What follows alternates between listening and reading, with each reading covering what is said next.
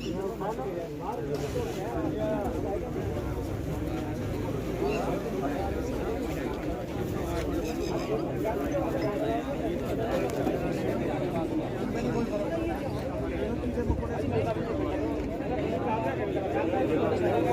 की बात है कि सही के लिए भी लड़ना पड़ रहा, जो बिल्कुल साफ शीशे की तरह साफ है कि जो चौकी इंचार्ज है उसकी सह में ये सारा काम हुआ। वो गुंडों को पालता था, उनके साथ उठता बैठता था और एक सही काम के लिए भी आज लड़ना पड़ा। अब एसपी देहात ने और जो सीओ साहब थे उन्होंने ये सब चीज़ें देखते हुए कि हाँ कहीं ना कहीं उसकी गलती है और उन्हें संरक्षण दिया।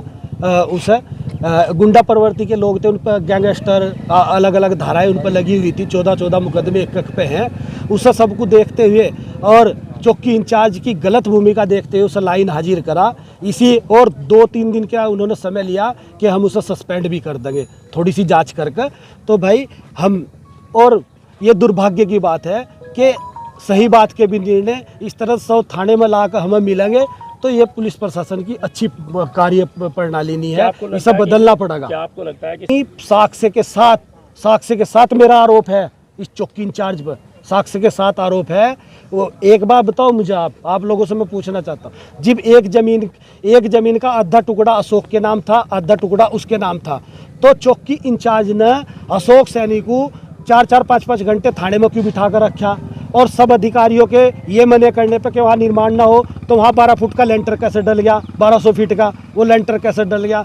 जब डीएम एसडीएम साहब के सख्त ऑर्डर थे कि वहाँ अगर झगड़ा हो सके तो निर्माण बंद करा दिया जा, फिर क्यों नहीं चौकी इंचार्ज ने निर्माण बंद करा? सब अधिकारियों के आदेशों की धज्जियाँ उड़ाते हुए इस चौकी इंचार्ज ने सब अधिकारियों को गुमराह करते हुए ये हत्या करवाई।